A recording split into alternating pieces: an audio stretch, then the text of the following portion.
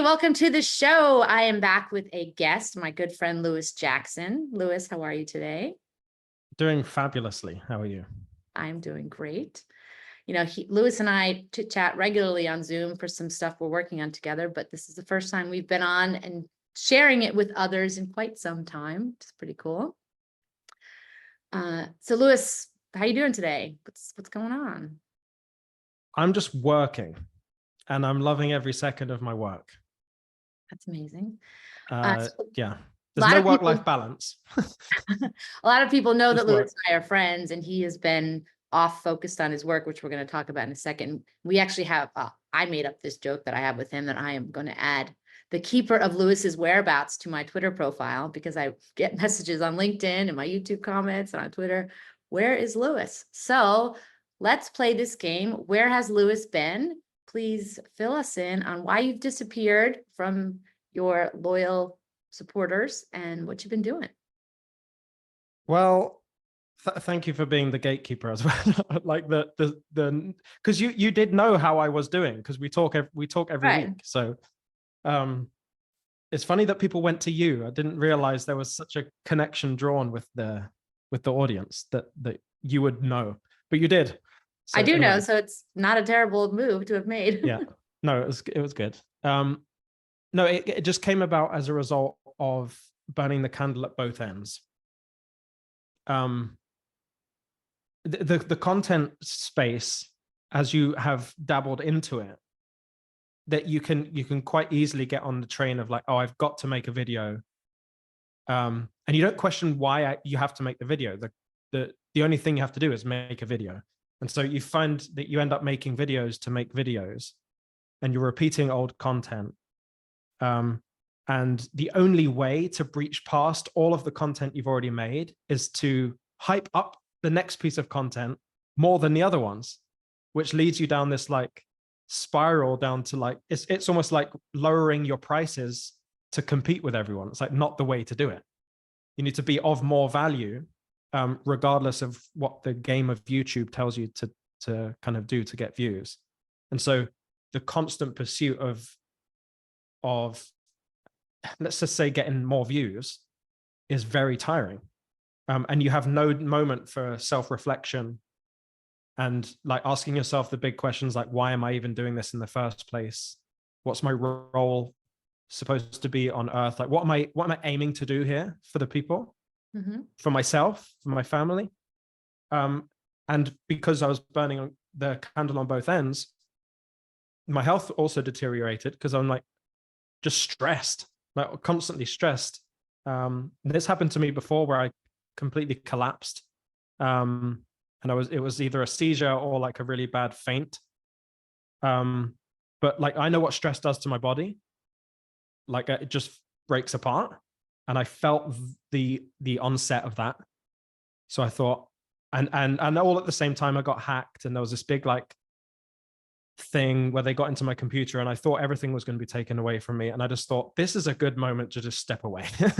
I'm not going to mess around with this anymore.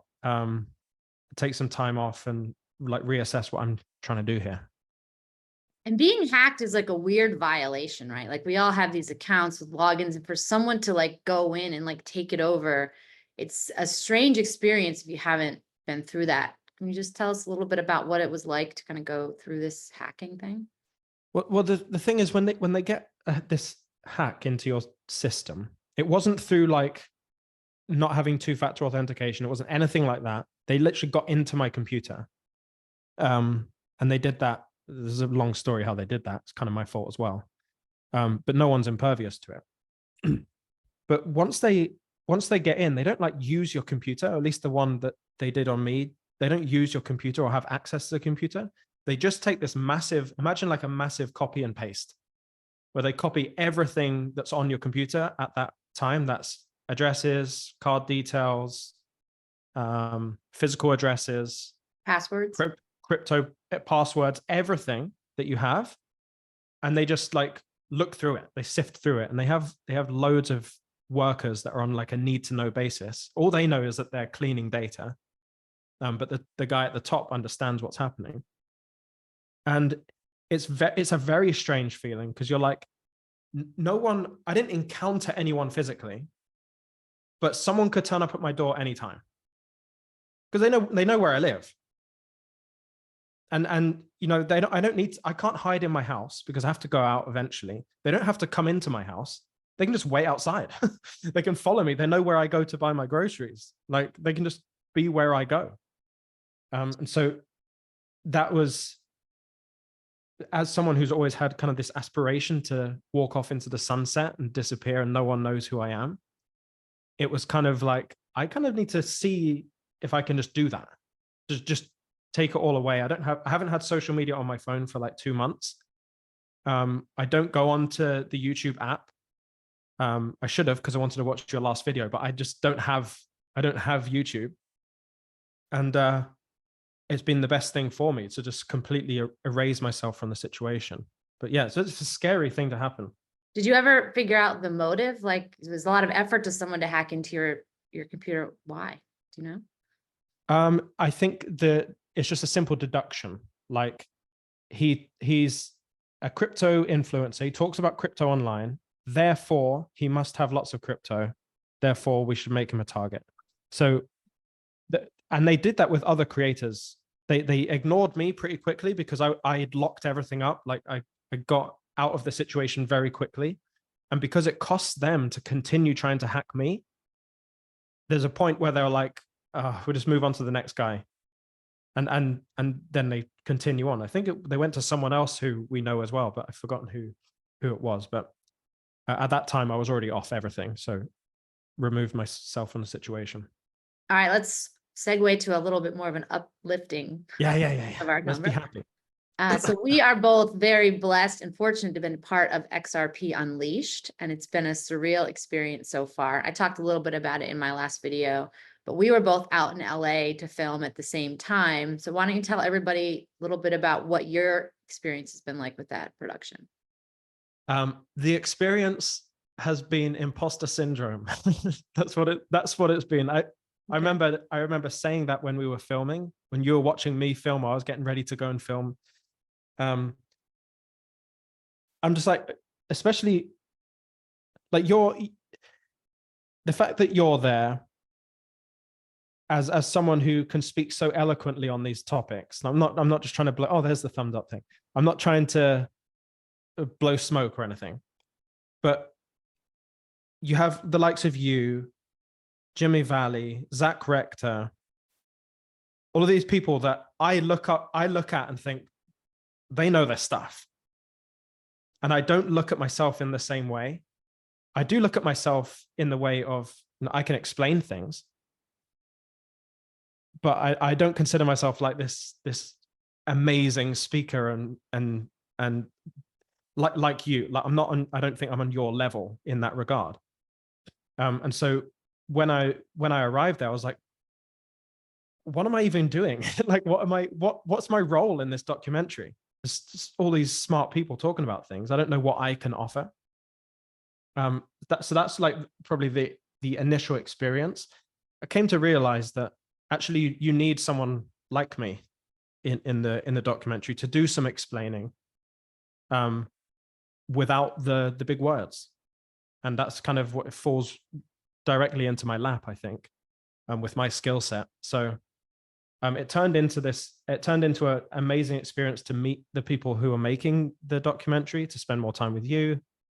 The whole experience of that was great. And it seems like the excitement of the documentary is going to provide a whole world of opportunity as well, that we couldn't have anticipated. Now, compared to most of us who are in the documentary, you have far more experience, like being filmed by like a film crew. Like you have your own. When we were in Tuscany, obviously you brought your guys with you. So how did sort of this XRP Unleashed filming experience kind of stack up to what you've been doing yourself with your own media agency? Well, it's a lot more planned from my side. Like when I'm doing my own stuff, it's a lot more planned. Like I know kind of we've got like the Tuscany thing. We already had shots in mind to get done. So we had like a shot list. We have to go and get these videos. And if there's a part where I have to talk, then we just go and do this. And this is the question I'm going to be asked. But for the documentary, I wasn't the brains of the operation. So it was in someone else's control. So it was very much unknown. So when we sat in the green room before the first day of filming, you know, it was kind of like, well, what do you want to talk about? I'm like, well, I need like more structure here. And it turned out well, because they gave some fantastic wisdom on how to like deliver. And that was really important for me and valuable. But it's a different thing. It's a whole different thing when you're not like seeing the ins and outs of it from the top. It was a pleasurable experience. It was so much fun, and I learned a lot. I'm sure you did as well. I'm still obsessed with that house that we filmed in the second day. Like, Yeah. I'm going to manifest that house. You will, I'm sure. Beautiful. So you and I have also been traveling a similar parallel journey where we were very focused in creating content around XRP and the money system. And I personally felt like I kind of ran out of new things to say, and I ended up kind of going in a little bit of a different direction, one that's more kind of spiritual or identity driven, or kind of looking within versus looking without. And you've been traveling a similar one, which is, I think, part of what you've been doing the last month or so, focusing on your content. So what's going on with you, and where are you in this spiritual journey of figuring out, you know, how to manifest this abundant world? Because I know you have a new program that you're launching that's kind of tied to this. Yeah. Like with the whole burnout thing, the real question was like, why, like what are my intentions with doing all of this? Like, why am I pursuing content creation of all things? And you, as soon as you start asking those questions, you actually put yourself on a path to discovery. So if you just don't ask the questions, nothing will change. And so it'll be an endless loop of burnout, and like a cycle of bad health. But when we're talking about XRP, when you're so niched down in your content, and you're just talking about XRP, not even the other related cryptocurrencies like other people do, at some point, you've pulled all of the water out of the well, and you're scraping the edges to bring new content ideas. And when I was thinking about it, it's like, what I don't want to put out scraping the edges content, like scraping the barrel. I don't want that content to be what people see on the channel, because for some reason I want to do something bigger. I want to do something better and different. And so in order to do that, you have to take some time away, ask the big questions like, who am I? What am I even doing? Who do I need to surround myself with? Who do I need to remove from my life? Like, there's lots of these questions. And just the thinking about the answers to those questions is quite tiring in and of itself. And so you can't both ask those questions and scrape the barrel with content at the same time. It's just, there's not enough bandwidth to do that. For me personally, I can't do two things at once like that. And as a that are quite content creator, heavy lifting. I mean, I relate to that, in that there's many of us who can kind of do a similar thing, and to feel like we all have to pursue the same path, I think is very short-sighted. Like, you know, I've had many conversations with Brad Kimes about how difficult it is to produce 2 videos a day, every day, and keep it fresh and exciting. And the fact that he and DAI are so good at doing that is almost humbling. Like, I would run out of gas, and they're gifted and driven to do that. So you and I think of being called to go in a little bit of a different direction, to align with more of what our contributions are intended to be. So do you have more clarity on kind of what your role is as a creator that's maybe different and unique from the path that others before us have pursued? I think we all have a very unique path. What I've discovered about mine in particular is that there are 3 pillars to the way my brain operates in terms of what I enjoy and feel fulfilled doing. One of those is teaching. One of those is sharing what I teach. And the other one is business. So if I have to have all 3 of those, otherwise it's not enjoyable for me. I've discovered this is my 11th YouTube channel. Like most basically no one knows that. I've been making YouTube videos since the second year YouTube came out. Wow. And obviously I'm aimlessly trying to do something. I've always wanted to do something. And I've only realized now, since it worked, that business, teaching, and sharing, like those are the pillars of me. And so this one has worked in that way. And that mentality will take you to a certain level. And so that level for me, let's say that's 80,000 subscribers. But when you start scraping the barrel, you're like, how do I grow this to continue doing, to continue building on those pillars, but to satisfy something else that I haven't defined yet? What is my desire to push past what was completely comfortable? Why do I have to do that? There's plenty of my friends and family who are just like, but you've got it great right now. Why? Like, this is an amazing situation you're in. You get to just talk about XRP all day. Why do I have to now, like, what is it within me that makes me think this isn't what I want? I want to go bigger. I want to do something bigger. And that's what this like time off was about. Just like, what is the purpose of all of this? And so I think my purpose is aligned to those pillars, but at a scale that I didn't realize was like possible within my worldview. And so reaching past that worldview and seeing how our work towards tokenization and like this whole world of business opportunity, and using my experience to contribute to that, and all the plenty other projects that are happening. It's all from this kind of, it's not unique to me, but this is my perspective. It's all from this, what was previously unknown about me, that makes me desire something I don't have when I have everything I kind of need. And that's what I've been trying to discover. So we discussed your new program a couple of days ago, and it's fascinating. And it's a belief that I have, and something that's discussed in other circles, and that if you want to experience something in reality, if you want to, you can call it manifesting it, if you want to call it, traveling a success path, that sometimes people are very focused on the external things, like, oh, I've got to buy the right thing, or go to the right event, or take some right action. But what you and I have both been learning, and this course, it sounds like, is designed around that, is you first have to start within and fix and understand exactly who you are and who you want to be. And when you can hold the right vibration associated with that, the things come through. So what's the name of your new thing? I know it has an acronym name. Are you all right telling everyone that? Well, it's called Blockflow. The program is called Blockflow. And the whole idea is to make crypto as easy to learn as possible for any person, as long as you're human. So don't take it if you're not a human, unless you identify that way. So no clones or NPCs or bots? No clones or NPCs. You just won't make it through. You won't make it through the first module. It's too much. No, the point of it was really, it's why would you try to understand the complexities of something and completely bypass the foundational principles? It just doesn't make sense. Like, you can't make good decisions in a market unless you understand the market, and you can't understand the market unless you understand psychology. You can't understand psychology unless you understand human nature.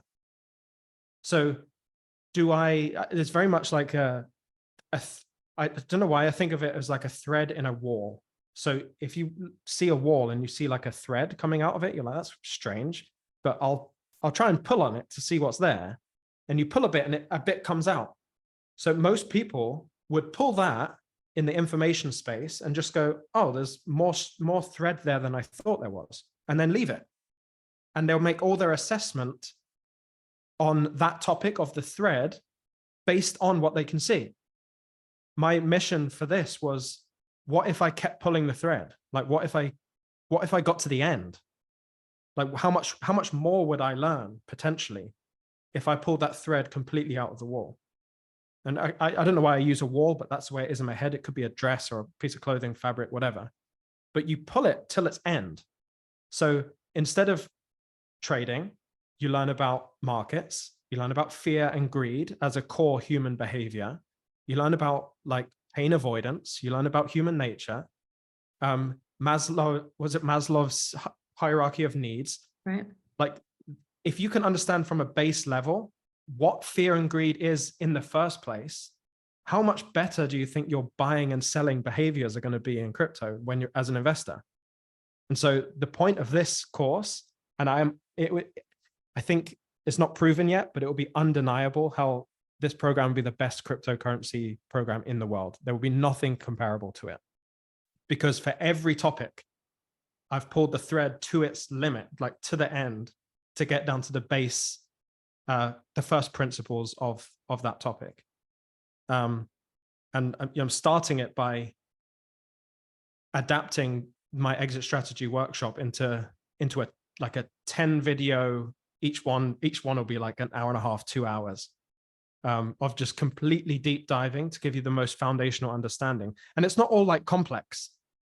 It's not hard to understand. You could be anyone and go through this. I've got my 90-year-old audience members in mind when I'm making it. So you go through this whole thing, and you just can't leave the program without being a better investor. It's like, it won't be possible.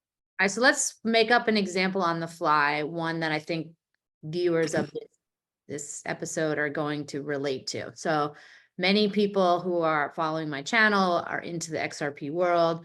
A lot of people got into that thinking, I'm early in this very strategic investment. I'm going to reap some sort of material rewards, profit, moon bag, whatever you want to call it. And what has been an interesting energy in our community is that our patience is being tested, right? Like, if you've been holding this asset for many years, it can bring up frustration. It can bring up fear that it's never going to happen. It can bring up like this need for confirmation from some sort of other person that, yes, you've made the right decision. So let's just use that example, like the book of Job, like patience required for people who've been in the XRP world for many years, more than me, actually. How does this type of framework that you're talking about kind of relate to the situation someone is in that case? Well, I think the big word for me in everything that I've been working on in the last month or so has been the word awareness. I think if you don't have awareness of a situation, self, desired self, if you don't have an awareness of those things, you cannot achieve. So I think if you're like in that category of being impatient, when's this going to happen? Just the typical shortcomings of the normal retail investor is that you don't have the awareness required to create situations that benefit you. So I'm not going to say manifestation because it's not something that I've used as a word in all of my things, but it's the same principle. The biggest awareness that anyone can have that will help them is to be aware of their, not just their current self, but their desired self. So you have state A, that would be your current self, and you have state B, which is your desired self. And you can be at state A and look at your desired self without being your desired self, which is like this amazing thing that we can do as humans. We can project what things are like in the future, which you don't really get with other like animals or beings. So we can see what we could be. And if we clearly define both where we are and where we could be, you can set now an intentional path to achieve. Because if you have no awareness of the destination, there is no direction. I could draw it on the board, but you are in the middle. You just go anywhere. You're just following life. But if you've got destination here, the direction is there. The path is that way. Like, you just align yourself. And then if you kind of go deeper on the awareness train and say, okay, I'm aware that humans do naturally shift from state to state, like child to adult. hot to cold. Like, we change states naturally. If we're aware that we change states naturally as humans, we can just change our state from state A to state B. Like, it's not that hard. It's not that hard. You just have to have awareness and set intention to do so. And in the setting of your intention, you almost automatically start changing your genetic code. And others might say the vibrations that you put out into the world, you start to elevate those things naturally just by the awareness of the difference between the two states. And eventually, with enough intention, you will just become the desired state. It's so fascinating that we have arrived at the same place with different labels and different ways of explaining it. I mean, that's what I refer to as timeline jumping, where on each timeline, you have a series of qualities that describe sort of you at that point in time. You know, you have like physical attributes, you have beliefs, you have interests, you have hobbies, things you do with your time. And if you want a timeline jump, you've got to figure out like, what are the qualities of who you are at that other future timeline. And you have to map those out. Like in Google Maps, you've got to put in those coordinates. Like, I'm more optimistic. I'm like, work out more, whatever the qualities are for that future timeline. And then you literally lock into those coordinates and you become that person to pull that timeline in. So I know, when you get these esoteric concepts in your mind, it's sometimes a struggle to put words in them and to describe them in a way that you can explain them to another person. It's kind of funny. Like I was just going to digress for a second. I was into wine for a while. Like I was pursuing a sommelier degree, and I got to this stage in that training where you actually you smell these like vials of scents, like blackberry, coffee, whatever. And you have to memorize those as a way to have a language to describe what a wine is like to someone else. You can't just be like, oh, it's a really good wine. They're like, okay, well, that's not helpful. You have to use these adjectives of, oh, it's blackberry and barnyard and coffee, or, this set of words that have universal meaning in that community. And I think we're here in this with the more esoteric thing is we both understand this idea, and the fun and challenging part is explaining it with labels in a way that someone else unfamiliar can grasp it. And I feel like we are doing the same thing. We just have some different labels because you have to figure out how to define it to people. Yeah, and the reason we come up with different words is because we are different people discovering it in our own way. Right. But the reason that we would come to the same conclusion in the end is because it's based on foundational principles. Mm-hmm. And you can't arrive at that conclusion without having followed the journey kind of from source material up.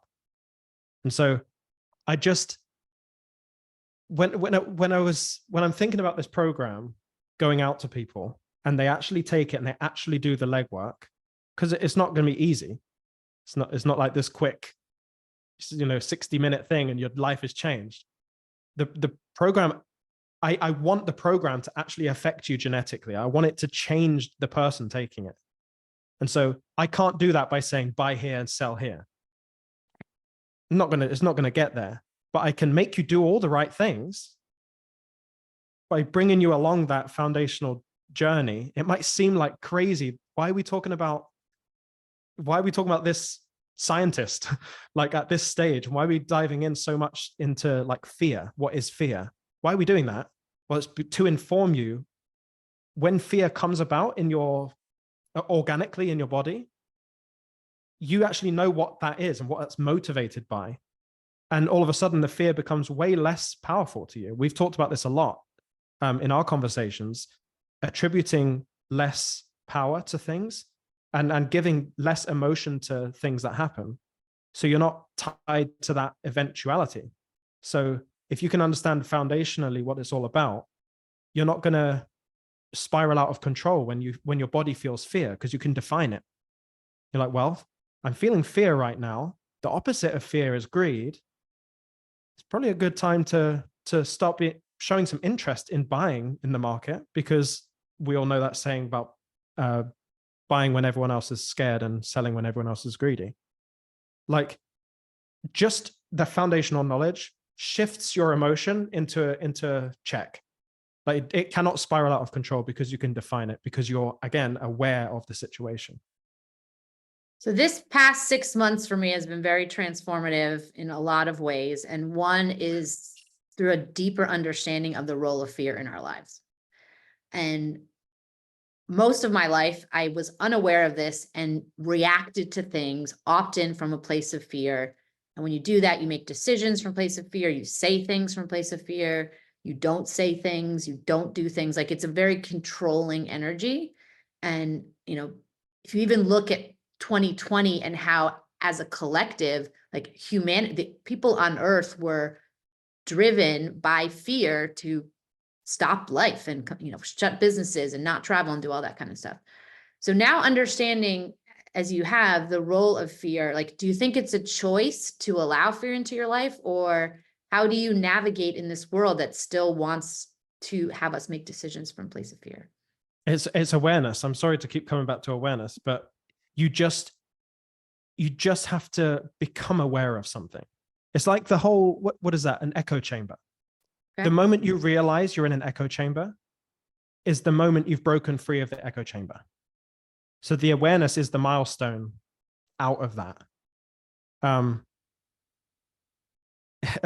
Awareness reoccurs in my mind throughout this whole course. So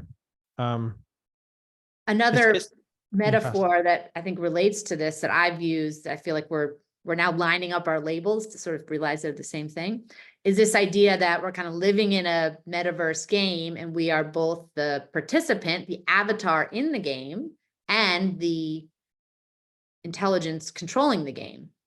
And so to me, if you say you need to step into awareness, to me, that means becoming the observer in a situation and being like, oh, wow, look, something is happening here. How interesting. Instead of getting sucked in and feeling like this is real and feeling fear and a need to like defend myself or survive, when you step into this observer role, you can look at it with fascination and be detached from the emotions and energy kind of going through it. Exactly. That's exactly what it is. And there's also another element of things where I guess you might call them timelines or whatever. You let me know how you define it, but there's something that I'm calling like directionally accurate. There's things you can do that are directionally accurate. So if you are in the middle of a 360-degree plane, so you're able to go forward, backwards, sideways, any angle that you want. But so past the 180-degree level is directionally inaccurate. So for example, if I want to save $10, a directionally inaccurate move would be to spend $1. Like that would take me in the wrong direction to the goal. Okay. So your awareness at the very least keeps you on track to do at the very least directionally accurate things. The more directionally accurate you are, the quicker you'll get to your destination because it's just a straight line. And the most important element of all of it is the beginning. Because if you veer off 89 degrees at the beginning, you end up very far away from the goal. But if you get like 7 steps down the line and you're almost there, and then you go 89 degrees off, you're still basically at the top. You're in the realm. So it's just super important at the beginning to have the awareness and get some really good directionally accurate moves in your system at the beginning. So it's something. Would this be an accurate way to describe that? So if I'm going, let's say I'm going to drive from the East Coast of the US to the West Coast. First thing I need to do is like lock into Google Maps. I'm heading to the West Coast. That's your goal. Started in the right way. Now, along the way, I might run into an obstacle and have to veer from that path. But as long as I'm clear, like we are going in this way, I don't have to be committed to this one route. I can be flexible in how I get there as long as I don't start driving into the Atlantic Ocean and driving the wrong way. I need to be heading west. Yeah. And the thing is, that's exactly it. But it sounds so simple when you say it. But it's funny for me as a 30-something-year-old person to be like saying the same things I already knew 15 years ago, but I didn't know them. Like I didn't understand it. And so I do fear that with talking about these topics that people are like, well, yeah, like obviously you have to have a goal. It's like, no, not obviously. You have to figure out why you need the goal. It's been absolutely fascinating. So you said And this program you have is comprehensive, like, and it takes a while. Like, why is it so hard to do this? I do have an answer for that. I think it's because of pain. We are all existing. I've got a whole module on pain, so that's why I'm talking now. We all exist in pain constantly. So that doesn't mean physical pain, although of course some people do. But pain is like, I want a bigger house. That's a pain that we live in, and it lives within us. The lack in that case, right? Like I lack. have something that I want. Yeah. And so you pile on all of these lacks, these pains that people have onto a single person, and then tell them that they have to go through a program that's going to take like hours and hours of dedicated hard work.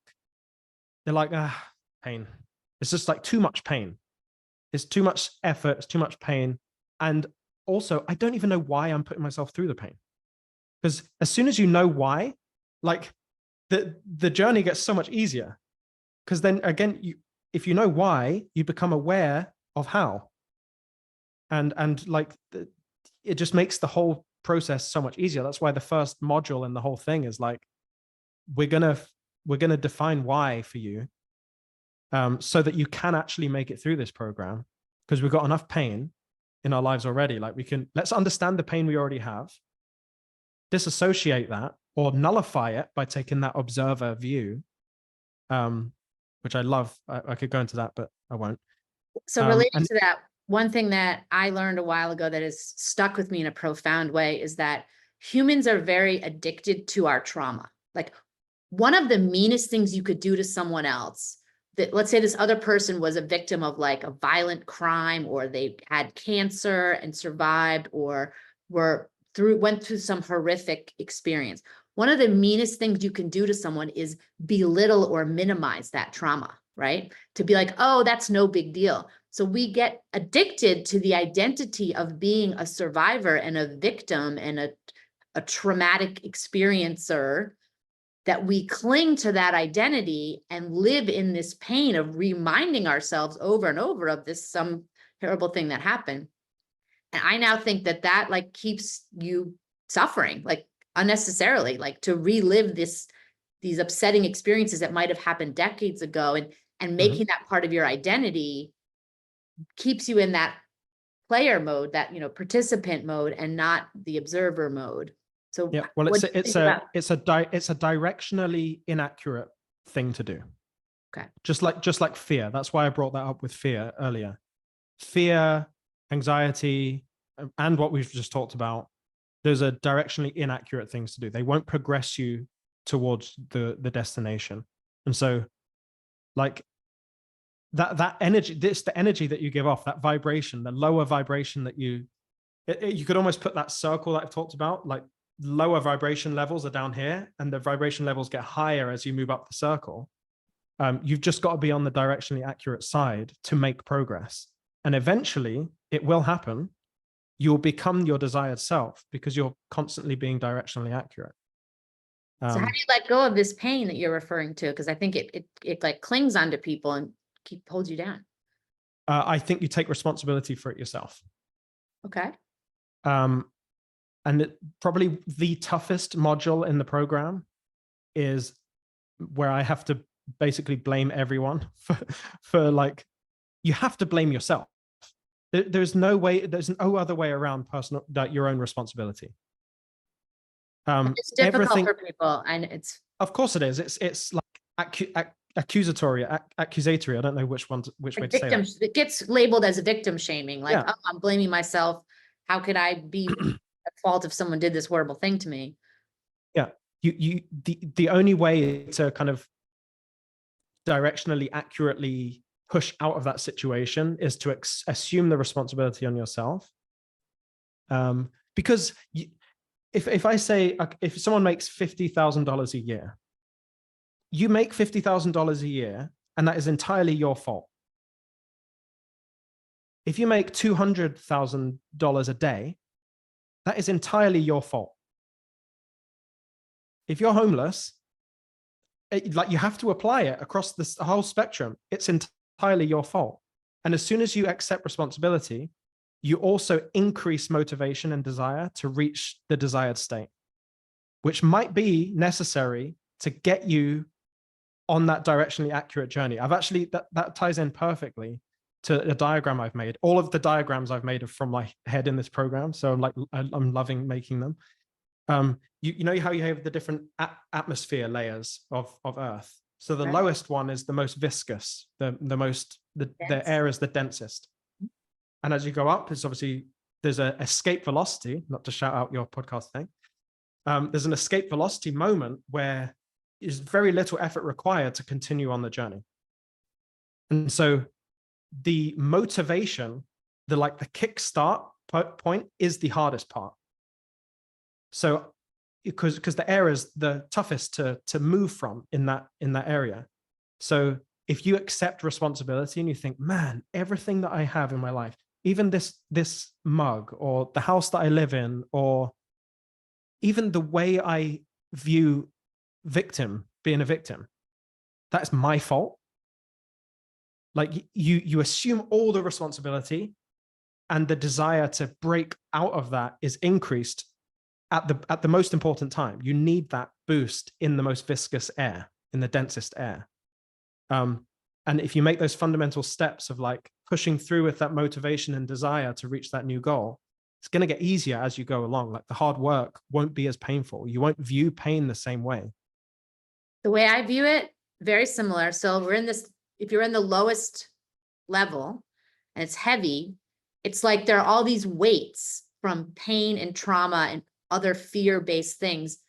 It's like, imagine, sometimes in a workout thing, you can wear these like weight belts and like a weight vest and all the like ankle weight things. So imagine you're just covered in these things and you could never jump up. You can't rise out of it because you're literally being pulled down by like gravity. So as you start to heal these wounds and let go of this identification with trauma and let go of guilt and shame and regret and all these, heavy things, if you just start to feel lighter and you're like a balloon that the weights are getting cut and you can slowly rise up. And as I've gone through this process pretty intensely in the last year, you do feel a lot lighter when you have made the choice to let go. And that doesn't mean accepting responsibility for things, which at first feels like you're blaming yourself in like this negative way. But when you realize how much control you have over your reality, it's actually very empowering. Because if you don't like the way a certain thing felt, or you don't like being in a certain vibration, it is within your control and your power to change it. You're not a victim. Like, we have far more control over our reality than I think we're led to believe.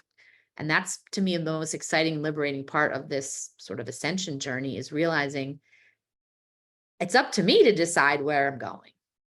It is, exactly. You can, it's so cliche. It's also so cliche when you have if you have a superficial knowledge of it, it's cliche. When you've fundamentally analyzed it, it's completely revolutionary. It's not cliche anymore. But you've got to, it's little things like surrounding yourself with the right people. Like, we all know that phrase.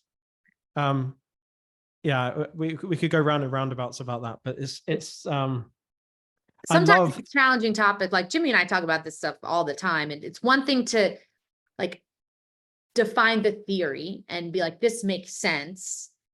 I'm not going to react to things, in a, emotional way.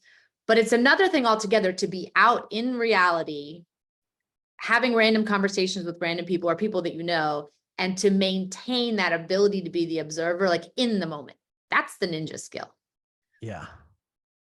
And I mean, that is a constant work in progress, regardless of who you are, right? That's just tough.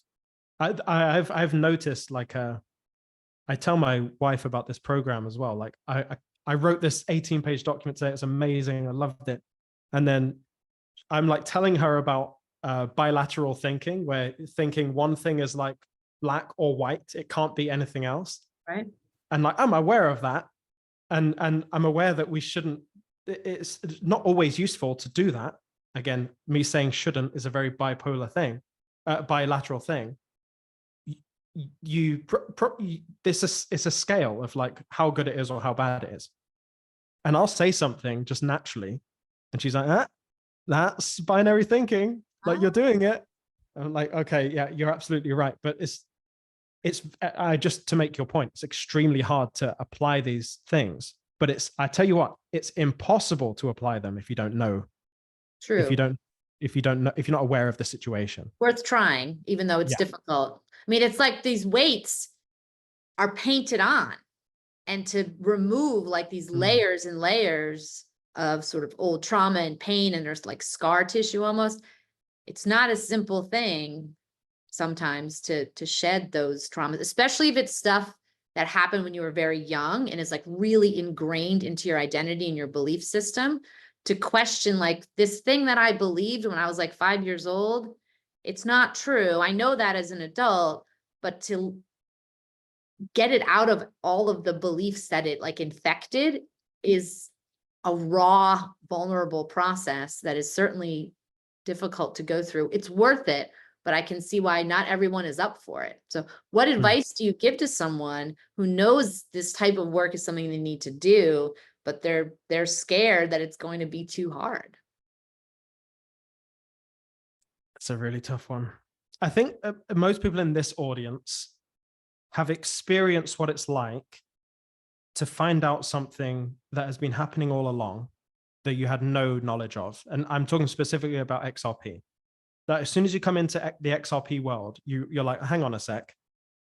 Like, this is being suppressed, ETHgate, corruption, industrial military complex. Like, it can explode, like the veil being lifted. So I know firsthand from people in New York, from New York and Vegas, when people come up to you and they're like, you showed me all of this. Like, I had no idea.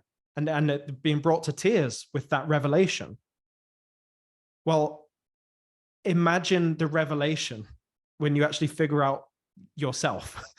Right. Yeah. Like, imagine yourself is someone that you don't know. You've lived in it for however many years you've been alive, but you don't know yourself. You don't know your nature. Imagine the revelation when you discover that, and the impact that will have on the various aspects of your life. And obviously, I'm only focused on investing, crypto investing, but it'll impact various other elements of life as well. Now, I've posted on Twitter topics related to this, and there's only really one group that consistently gives me a hard time about this idea of the ability to create your own reality. And those are like very staunch Christian Bible fundamentalists. And you are Christian, you went to a Christian college. Like, how do you line up the beliefs you grew up, or the beliefs you have as sort of a Christian who understands the Bible stories and lessons, with this more, we're figuring it out as we go along, manifestation type journey? Yeah. I don't know if I'm equipped for that answer. Okay. I do think that there are trials that we are put through in life by ourselves, and ourselves being created in the image of. I don't see the issue with like the avatar and the player idea, because in a way we are, even biblically, we still would be the player and the avatar, because we're made in the image of. So I think people don't assume enough personal responsibility. I think the whole idea of God is far less involved in like the daily runnings of the ship. Like, you have to take responsibility to run the ship. You can take it any way you want. In the end, it's okay. Like, because that's one of the other teachings, like, you're loved anyway. In the end, it's okay, because none of it really matters in the first place, because we're all going to die. There's like one element of this module that I talk about as well, about death. But I kind of, I see the whole, I hear like the simulation. I think we're all talking about the same thing. It's just about how you define this energy that we can't explain. I think the guide that has been set by the Bible, for example, is just a good guide on how to operate as a human within the confines that we have as humans. But we're basically playing the whole game that has been created, and we can control the path. But as I mentioned, I asked you a question when we're in Los Angeles. What do you think about rules? Do you remember me asking you that? Vaguely. It sounded like, when we were talking, it was like, we can do whatever we want, basically. But I took that to say, okay, well, it can't be everything. Like, how do you think about like rules? Like, should you stick to your lane when you're driving? Should you be able to access this drug? Like, what are the rules? And your response was really, really good, because you said, it goes in accordance with the right vibration. There's only one rule, and that is to not harm others. And that impacted me when you said that, because it was like, that's true. That's so true. And I think those rules are built into us. And regardless of how they get there, they are like it's almost like they allow us to navigate the map of this video game in a way that isn't completely detrimental to the entire game.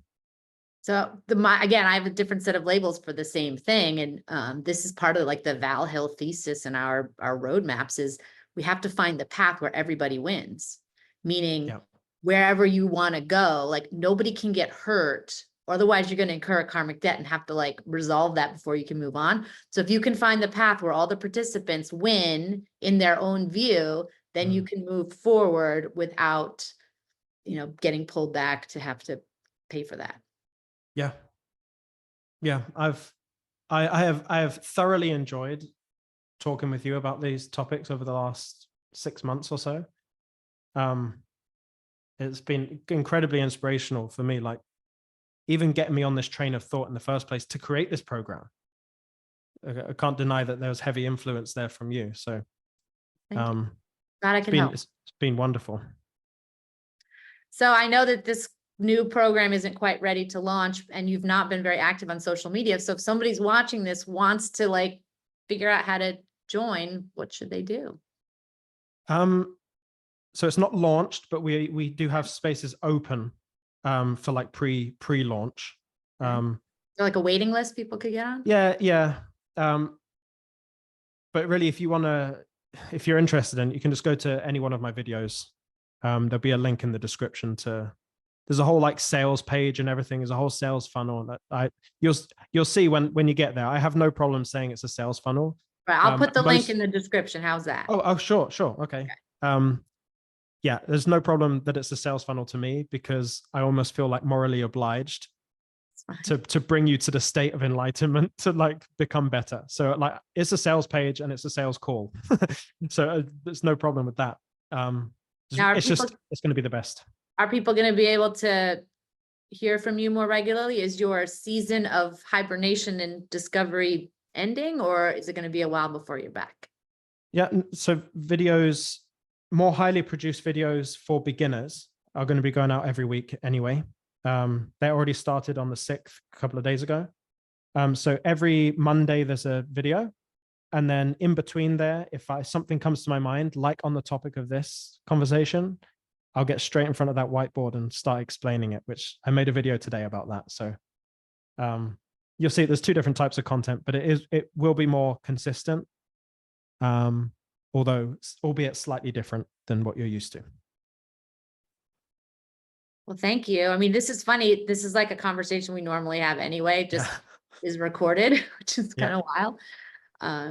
But I'm happy that we can share, this type of dialogue with others, because I think it will be beneficial to people. Awareness. Observer. Yeah, that's it. I mean, it's funny. We literally have traveled the same like understanding journey, but because it's very spiritual and mental, the coming up with the labels is harder than people might think. Like I have to make up these analogies and metaphors to explain something that I understand internally, but I want to describe to others. Yeah. So awesome. all right. Thank you, my friend. Thank you, Molly.